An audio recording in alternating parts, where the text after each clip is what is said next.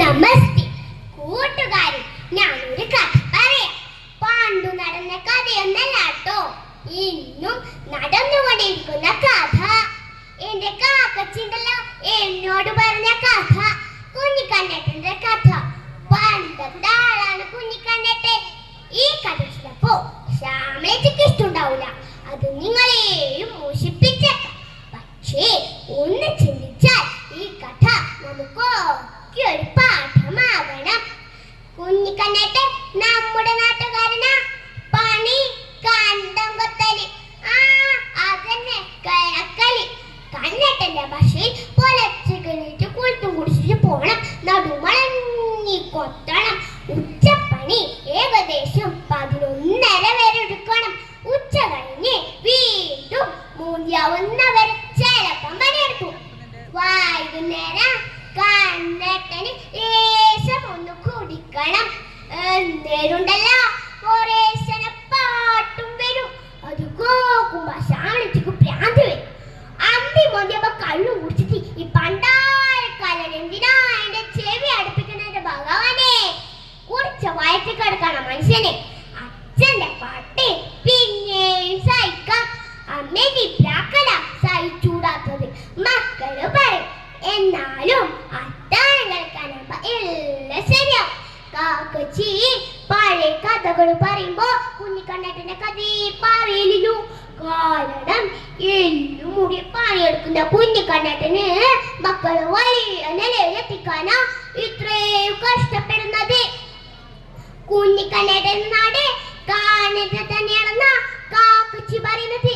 ഇപ്പോഴല്ലാട്ടോ, അന്നേരം നീണ്ടു പരന്നു കിടക്കുന്ന കണ്ടം കണ്ടാലല്ല പച്ചപ്പട്ടു പിരിച്ച പോലെയാണോ ഉയർന്നു നിൽക്കുന്ന പുല്ലുകളും മരങ്ങളും ഒഴുകുന്ന പുഴയും പറക്കുന്ന പക്ഷികളും ഒക്കെ.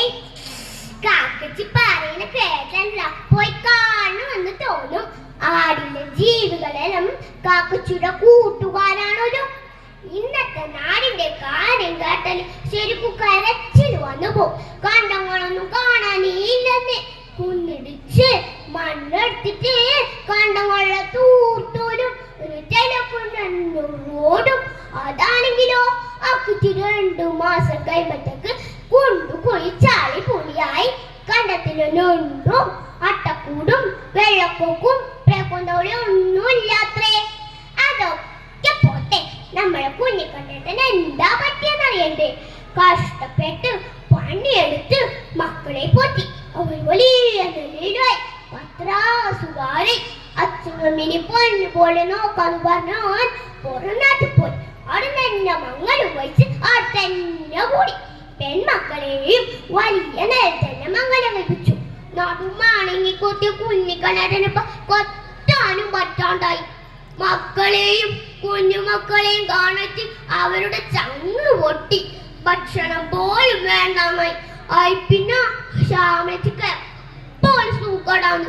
ആരോടധികം മിണ്ട പോലും ചെയ്യുന്നില്ല. ഷാപ്പിലേക്ക് നടക്കാൻ പറ്റിയാല് ലേശൊന്ന് കുടിക്കായിരുന്നു. കുടിച്ചാല് പാട്ട് വരും. ഒന്നേരം ശ്യാമള എന്റെ പ്രാവെങ്കിലും ചെയ്യും. കുഞ്ഞിക്കണ്ണേട്ടന്റെ കച്ചില് കേട്ടിട്ട് കാക്കച്ചി പോലും കരഞ്ഞത്രേ. ഇതാണ് കണ്ണേട്ടൻ പ്രാക്ക് വെച്ചത്. നന്നാവൂല, ഒരുത്തരം നന്നാവൂല. വേറെക്കും കൈകൾ കൊണ്ട് ശ്യാമളച്ചി കണ്ണേട്ടന് ഭയപറ്റി. കാരണം മക്കൾക്ക് പ്രാക്കേറ്റാലോ. ശ്യാമളച്ചിക്ക് മക്കൾ എന്ന ജീവന. ഒന്നിട്ടോ ആരി കൂട്ടിനോ കൂട. നാലാളറിഞ്ഞ മോശല്ലേ. നമ്മളെ ശ്യാമളച്ചിക്കും കുഞ്ഞിക്കണ്ണേട്ടനും ഇപ്പൊ എന്താ അവസ്ഥ എന്നറിയോ? പുഴു വരിച്ച് കുണ്ണും പിടിച്ചിട്ട് മണ്ണത്തോടെ മല്ലടിച്ച് കിടക്കുന്നു. എല്ലാരും ഉണ്ടായിട്ടും ആരോരുമില്ലാതെ. കൂട്ടുകാരി, കാക്കച്ചി അവസാനം പറഞ്ഞ കാര്യം പറഞ്ഞിട്ട് ഞാൻ ഈ കഥ നിർത്താം. മാതാപിതാക്കള് ഭൂമിയിലെ ദൈവങ്ങളാണത്രേ. പൂരണം എപ്പോൾ സ്നേഹിക്കണോലും മാനിക്കണോലും. നിങ്ങളെ കുഞ്ഞിക്ക് വേണ്ടിട്ട് എന്തെല്ലാന്നാ വാങ്ങിക്കൊടുക്കുന്നേ? കയ്യും കണക്കുണ്ടാ. എന്നിട്ട് മാതാപിതാക്കൾ വയസ്സാകുമ്പോ തിരുവിലേക്ക് കിടക്കുന്നത് ഒരിക്കലും പോക്കാൻ പറ്റാന്ന്. ഒരിക്കലും ഓർത്തോളൂ കേട്ടോ. നന്ദി.